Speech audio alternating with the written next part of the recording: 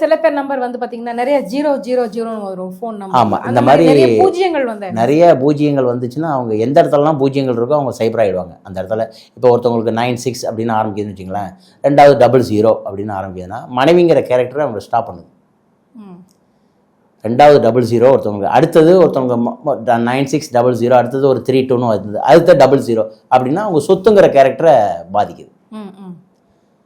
அடுத்தது கடைசி 2 நம்பரும் 00 அப்படின்னு வந்துச்சுன்னா உங்கள் குழந்தைய பாதிக்குது.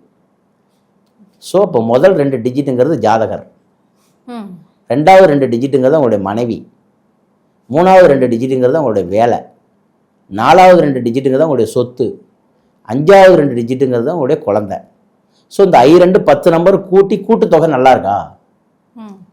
ஒருத்தவங்களுக்கு இந்த 10 நம்பர் சரியில்லைன்னா கூட்டுத்தொகை நல்ல நம்பராக இருந்து போச்சுன்னா அவங்க ஜெயிக்கிறாங்க.